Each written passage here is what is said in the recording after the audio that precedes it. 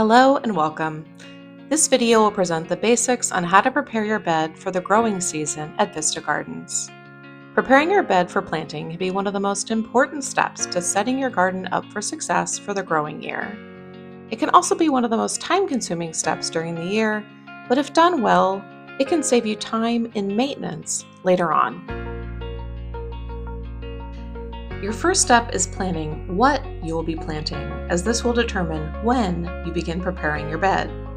You want to start bed preparation about 4 to 6 weeks before your first planting. If you're going to start your garden with heat-tolerant plants like tomatoes, peppers, or eggplant, then you'll probably be putting your transplants into the ground towards the end of September. If you plan to start with cold weather plants like brassicas, lettuce, or carrots, then you likely won't start planting until mid-October or later. If you're ordering transplants from the garden, the dates the transplants will be available will be announced via email. Once you have set a date for your first planting, set aside approximately 4 hours, no less than 4 weeks, but no more than 6 weeks prior to this date for bed preparation. If your bed has had a cover crop growing in it over the summer, your first step is going to be removing the cover crop using the chop and drop method.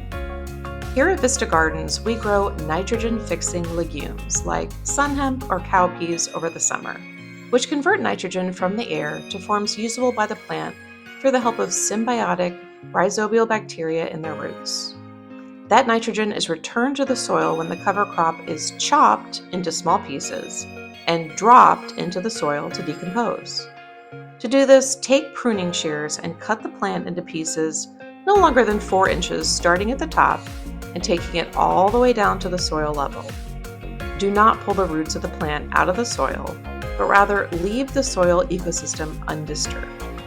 The reason you want to do this at least 4 weeks prior to planting is to give the cover crop time to decompose and release its nitrogen into the soil for your plants to use. If your bed did not have a cover crop growing in it over the summer, then just remove any weeds that took up residence before moving to the next step. Your next step is adding compost, which can be found in the compost tent and is usually labeled with a sign indicating which pile to take from. If you have a full plot, take 2 buckets of compost, or 1 bucket for a half plot. Spread the compost evenly across your bed. Optionally, you may choose to add additional organic OMRI-approved soil amendments after the compost. Next, if the soil level is more than 1 inch from the top of your bed, add soil so that the soil reaches the top of your bed. Soil can be found in the bins over by the parking area and dumpster. Finally, use a rake or your hand to mix everything together, making sure to work everything into the soil. Let this sit until planting time and let decomposition do its magic. Optionally, you can add an OMRI certified mulch like Cococore over your plot to prevent erosion and keep in moisture while you wait for planting time. But do not add mulch from the mulch pile near the parking lot. The next couple steps can be done at any time before planting. First, weeding. Summer is the time when all of the opportunistic weeds take root in any open spaces around the garden. This not only includes in your bed, but usually around it as well. It is your responsibility to pull weeds around your bed, and you should be maintaining this area throughout the year. Clearing as many weeds as possible before moving to the next step will prevent them from coming back. Second, mulching. Over the summer, we get a lot of rain, and the area around your bed may get muddy. Now is the time to add mulch all the way around your bed until all the dirt is covered and you cannot see the bottom of the sides of your bed. You can get mulch from the bins next to the parking area. This mulch is dropped off by landscaping companies in the area, and because we do not know its origin, we do not recommend adding this inside your garden bed. Doing this step prior to planting will make that process a lot easier, as you will not be sloshing around in the mud. Finally, irrigation tune-up. Now is a great time to do some maintenance on your irrigation system if you have one installed.